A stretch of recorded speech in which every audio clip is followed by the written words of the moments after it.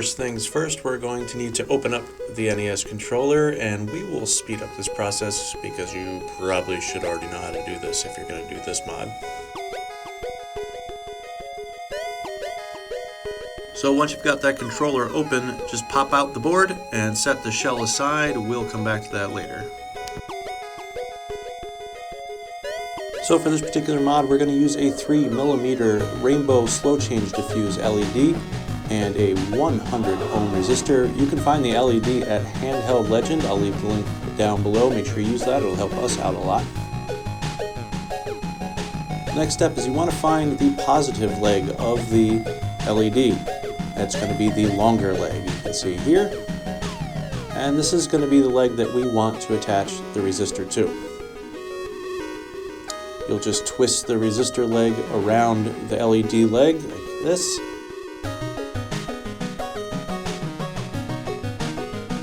And snip off any extra. From here, we'll want to throw a little bit of flux onto the point in which you twisted the resistor around the LED. And we're going to add a little bit of solder to that. Not completely necessary, but I would certainly suggest doing this step.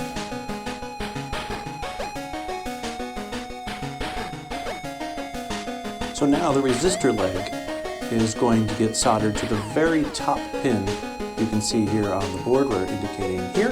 And you're probably going to want to bend the legs of the resistor and the LED a little bit to make it fit, or you can just cut the size.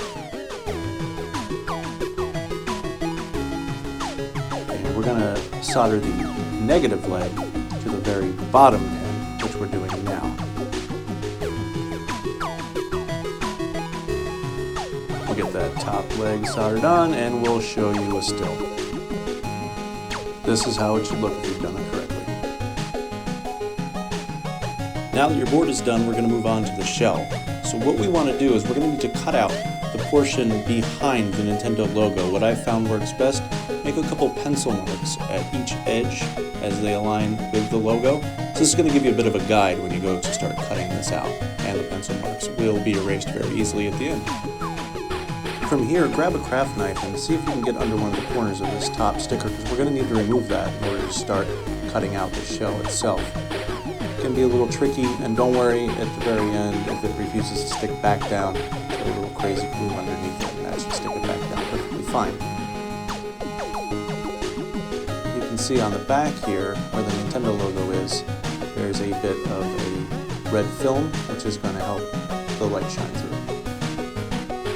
Now that the sticker is removed, grab your handy dandy Dremel tool and you can follow your guides that you put on the controller earlier and start cutting out the area which would be behind the Nintendo logo. If you don't have a Dremel, don't worry, you can achieve the same thing by poking a hole slightly in the case with a sharp screwdriver or your knife again and start cutting out with a pair of flat edge clips.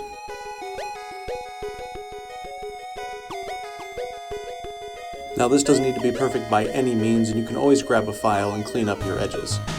And speaking of cleanup, remember kids, a clean workspace is a happy workspace!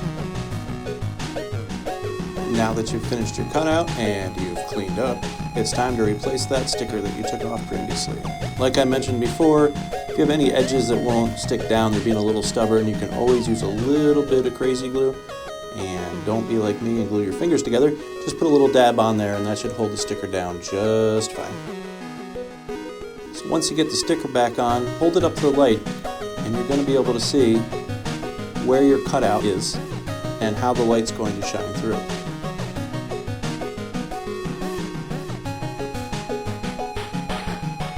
With everything completed, now it's time to throw the buttons back in and also the silicone membranes.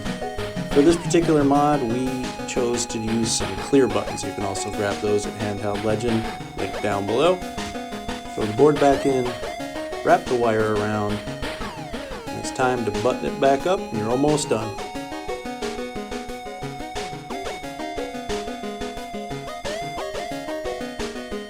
Fire up that Nintendo console, and your LED should also fire up. It works off of a small bit of electricity that's flowing through the controller connector. I hope this helped. Hope you enjoy. Have fun modding.